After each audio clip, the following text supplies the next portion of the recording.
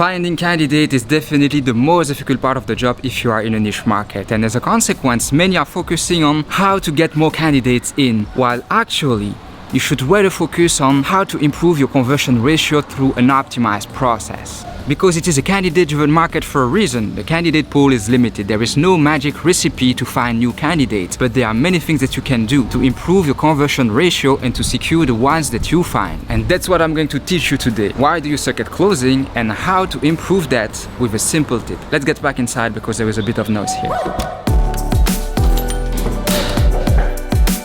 Let me give you an example that happened to me recently. So I had a candidate living in another country and he wants to relocate in my client's country. So I challenged him on his motivation and everything looks good. He has friends, family here, a good reason to come. He has been thinking about it for a while. As I said, everything looks good. However, through the process, he kept postponing the interviews. And when he finally received an offer, which was a very good offer above his expectations, he asked me to extend the deadline if he could give his answer 2 weeks later. And when I asked why, the reason that he gave me is the following. He planned a city trip for a few days in that city, and he wanted to go there to visit to make sure that he would like it here, that he would see himself living in that city and working there. And if you have a bit of experience already, you know that it sounds fishy and that probably is buying time. So as a recruitment consultant, you have basically two options here. And the first one is turning the blind eye because you are scared that you could risk to ruin your deal, or because you don't want to ask a Tony question because you may not like the answer, or because you stay in your comfort zone. So basically, fear guides your actions. And you leave it like this. You accept or not to extend the deadline, you agree on a time to have a call back to take his final decision, and you feel that you are closing.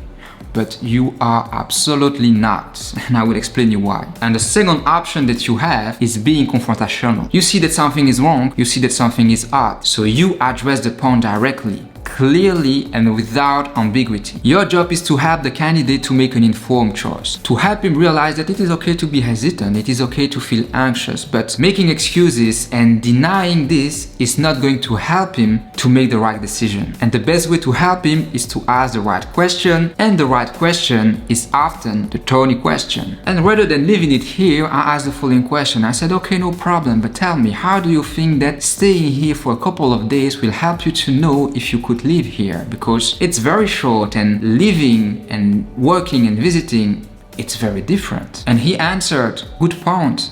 And he laughed. And at that moment, I knew that we would be starting having a real conversation. No more excuses and no more bullshit. Which we did. I told to the candidate, listen, I know it's not a decision to take lightly. Relocating is an important decision. I also know that sometimes when you don't want to take a decision because it requires you to go out of your comfort zone, we make excuses. But your project was to relocate, and at one point, you will have to decide. Isn't it better to do it now that you have an offer that you like? And he has finally been able to make his decision during this call, which was, yes, maybe I'm not ready yet, I should take more time to think about it, and I'm not going to move forward with this offer. And this enabled me to secure the second candidate with the client rather than extending the process with 2 or 3 additional weeks for a candidate that I knew would most probably not sign because there were too many red flags. I shared that information with the client, and we have been able to move forward with the second candidate, which was also a very good option. And this is closing, and this is how you improve your conversion ratio. Confront your candidate,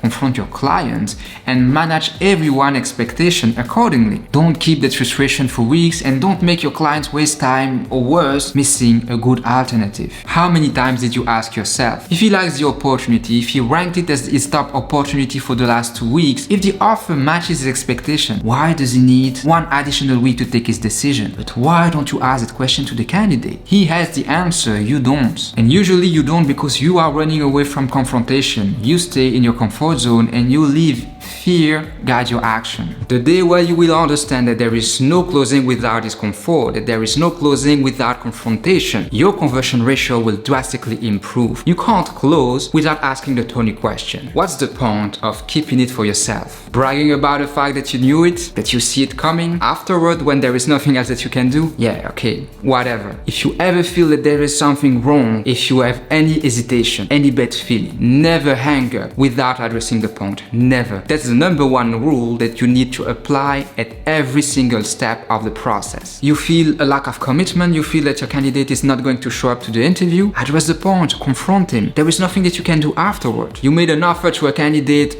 above his expectation, but it still requires an additional week to take his decision. Ask a question. Why do you want to wait if the offer and the position meets your expectation? Probably he's buying time. Confront him. Don't run away. There is maybe something that you can do now to make him accept the offer, but you need to ask him to know. You made an offer to a candidate and he's so happy, he's telling you that it is the perfect offer, that most likely will accept it, but he still needs 1 day or two. Ask him why. Why can't you decide today if the offer is so perfect? What do you expect to happen between now and 2 days later? Information is key in our job, and trust me, often when you feel that there is nothing that you can do anyway, there are still many things that you could do if you had the right information. Closing to me is not about convincing a candidate to take a job or a client to take a candidate. I see closing as a process to help the candidate and the client to make their decision for the right reasons. That's my definition of the job. There is something more behind. I don't know if it's the right time for me to change, or maybe I should give another chance to my current employer. And this something could be